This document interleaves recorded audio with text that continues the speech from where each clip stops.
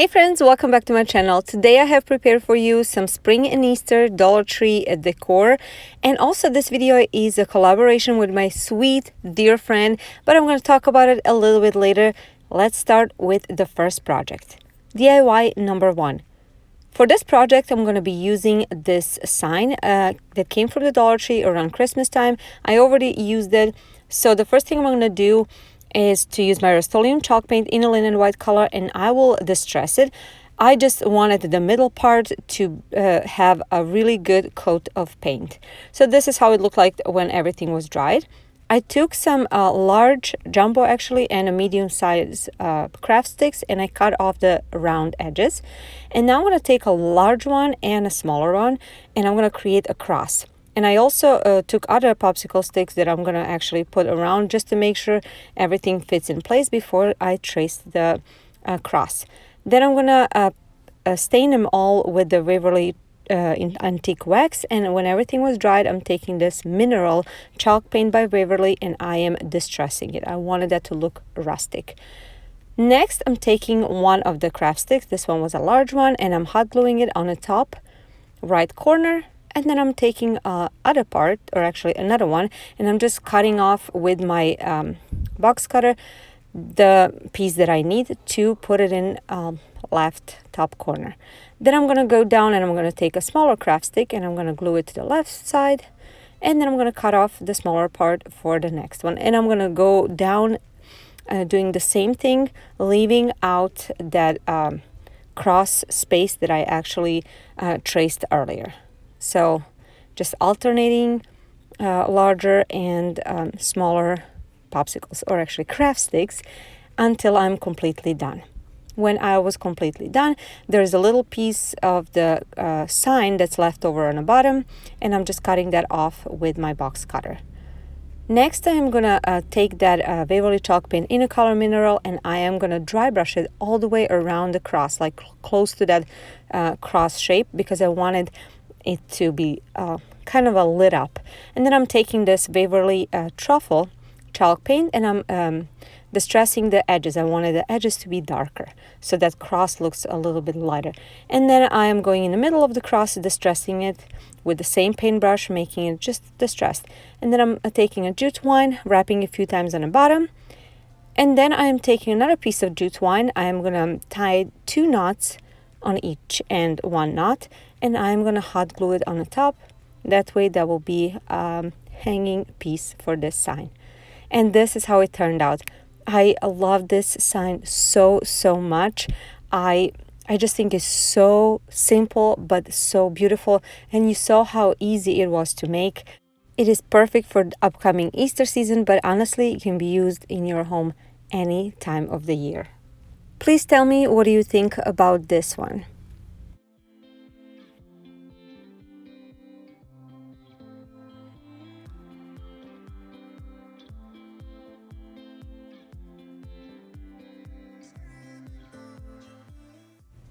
Friends, today's video is in collaboration with my dear sweet friend Wendy over at White Sparrow Living, and she's not only extremely talented, she's one of the sweetest people I have ever met.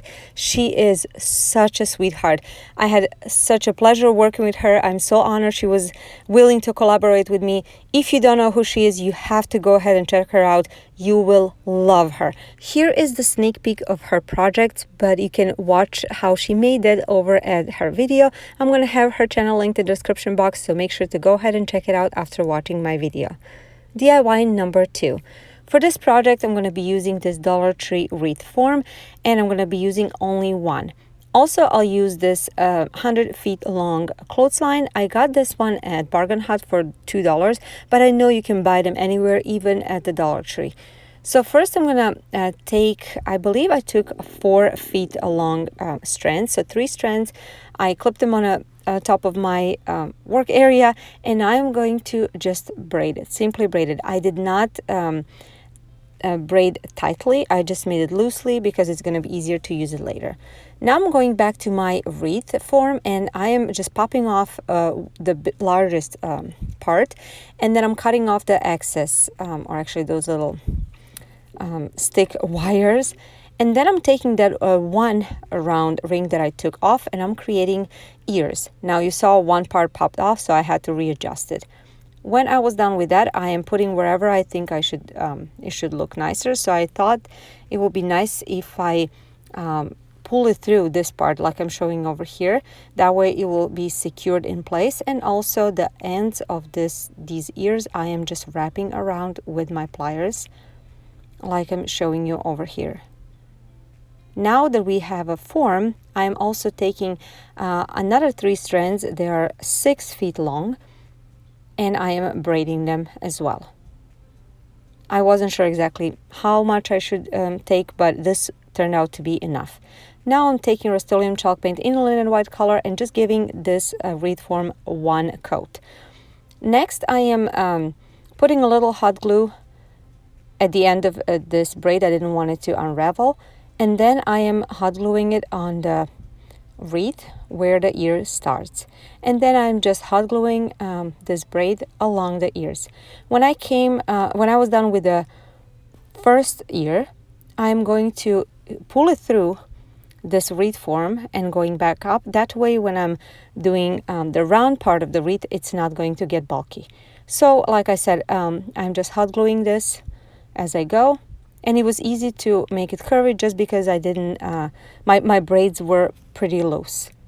When I was done, I'm also adding more hot glue, making sure it doesn't unravel, and cutting off the excess.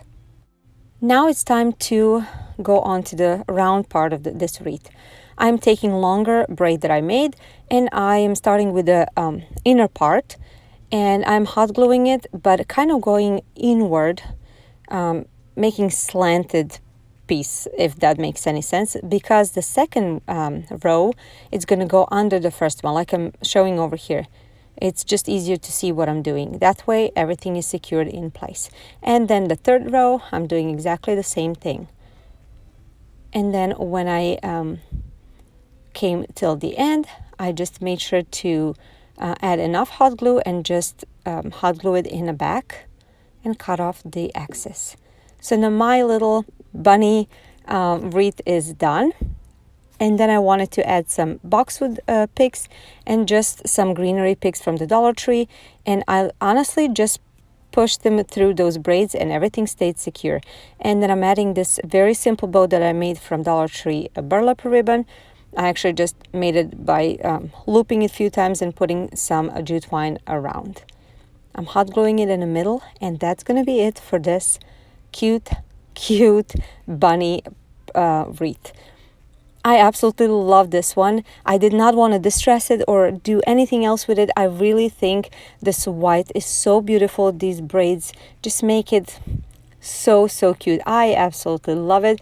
It is totally different what I usually make, but I'm just in love with it. Sometimes I like to do something a little bit different, going out of my comfort zone, and I think it turned out great. What do you think?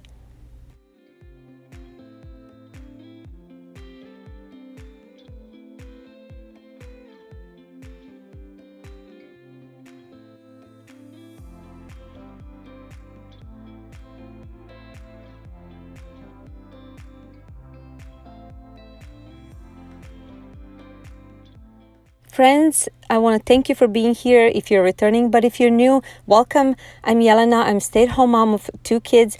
I love crafting and doing DIY projects. Everything that I do is on a budget and mostly rustic and farmhouse style. So if something like that sounds good to you, please look around my channel, watch my other videos, and hopefully you like them enough to stick around and subscribe. If you're on a social media, look for me. I'm on Instagram, Pinterest, and Facebook. Just come and say hi. My regular upload times are Tuesdays and Fridays at 10 a.m. Central Standard Time, unless I'm participating in a challenge or a collaboration where the times and dates are changed. I'm going to let you know in advance. DIY number 3. For this project, I'm using the leftover of the board that came from the Dollar Tree. You see, I already used that. I'm going to take these 2 painter sticks that came from Lowe's. They're very inexpensive. I think 5 in a pack for 98 cents. And I'm going to measure out until that curvy part. I'm going to measure out my board, and I'm going to just draw a line, and that's where I'm going to cut it with my box cutter. It's very easy to snap these Dollar Tree signs. They're kind of a, I don't know, pressed cardboard or something like that. Now I'm taking 4 of these longer craft sticks, or not craft sticks, I'm sorry, painter sticks, and then 4 shorter ones that I actually cut out to the length of my board, of my base, and I am sanding them. After that, I am hot gluing 2 together, 2 long ones together and the other 2 as well, and I'm going to do the same thing with the shorter ones. Next, I am putting the longer one on the longer side of my base, and then shorter ones on the shorter side, and I am creating kind of a box. It is going to be actually a mini crate. You will see in just a minute. I'm only using a hot glue. Mine is pretty strong, so it stays in place, but if you would like to use a wood glue or any other type of glue, you can certainly do that. Next, I'm taking these Jenga blocks. I'm going to hot glue them in each inner corner of this new created crate. I wanted to add extra security to the corners because I hot glued them only to each other and to the base, and you see how thin these are. Next, I'm taking more painter sticks and I am measuring how much to cut. I'm going to have 1 across and 2 okay, actually 1 long side and 2 across. So I'm putting this one alongside. I'm adding a little bit of hot glue on both sides, and now I'm measuring where to cut these that's going to go across. I'm cutting with my miter saw, and they're cut so tightly. Actually, they're cut in a way that they're fit tightly. I only needed to put a hot glue on 1 of these. Now I'm going to paint all this with my Rust-Oleum chalk paint in a linen white color, and since I'm almost out of it, on the bottom it is thicker now, and I actually like it because you can see the strokes of the brush and it looks more rustic. Now I'm taking this Martha Stewart chalk paint in a color clay. I actually got it on a clearance for $5 at Michael's, and it is so beautiful. I'm using my chippy brush from the Dollar Tree, and I am just dry brushing it, creating it very rustic, and I think it looks so beautiful. Now I'm taking the sanding block from the Dollar Tree, and I'm just sanding a little bit of the edges. Next, I'm going to take these stickers from the Dollar Tree. They're in a black color, and I'm going to spell out a fresh picked. Now, again, this is optional. This is just an idea. You can spell out anything you want, or you can leave it plain. After I was done with spelling this out, I did not use Mod Podge, but if you want to seal it, you can certainly use a Mod Podge. And then I just decided to put some things that I had on hand, like carrots and some flower bundle picks that I had on hand, and I just want to show you how you can decorate this. You can put eggs in it, you can put anything you want, and it doesn't really have to be for the Easter season. It can be for spring or any other season. You can really decorate this any way you want. I really hope you liked this project and this video. If you do, don't forget to give it a thumbs up. It means so much to me and help promote my channel on YouTube. Also, share this video and subscribe with the notification bell on to all. That way you don't miss any of my future videos. I want to thank Wendy for collaborating with me. I had so much fun. She is absolutely amazing, the sweetest person ever. Thank you so much for being here. Have a wonderful day, and I'll see you soon. Bye, guys.